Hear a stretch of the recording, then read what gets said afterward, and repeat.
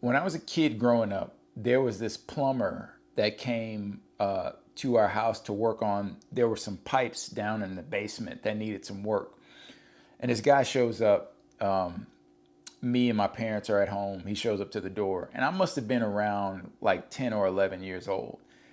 And this guy shows up, we walking around to the back of the house, and this dude, I remember, black guy, shaved head, bald head, clean shaven face, and I mean, he was jacked. He was ripped, man. Like he was in such good shape.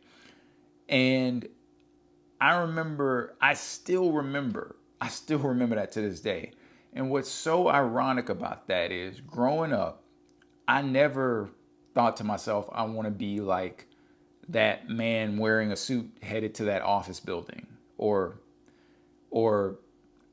I want to be like that teacher, or I want to be like that engineer, or that doctor, or that lawyer.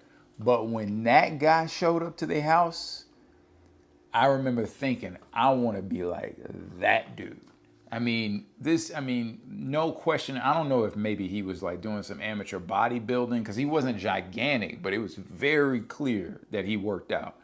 And he just had because of his physical appearance, honestly, he just had an air about him. And, this man was a plumber. He was a blue collar tradesman. And it wasn't necessarily that I wanted to be a plumber, but I saw something in him that I wanted to emulate for myself. Because like I said, like I'll say often, I was an obese little kid, timid kid, really lacking in self-confidence and wanting to grow out of that. And he was one of the only people that I ever came, kind of face-to-face contact with that physically represented something that I looked forward to being when I became an adult. I never saw that face to face in any other adult, just on TV, like with Arnold Schwarzenegger or Sylvester Stallone. But here this guy was a living embodiment of what I aspire to be. And he wasn't, a CEO of a company. He wasn't a lawyer. He wasn't a doctor. He wasn't some multimillionaire. He was a hardworking, blue collar plumber who saw fit to keep his body in shape. And that imprinted on my memory as a 10, 11-year-old kid, and I've never forgotten about it.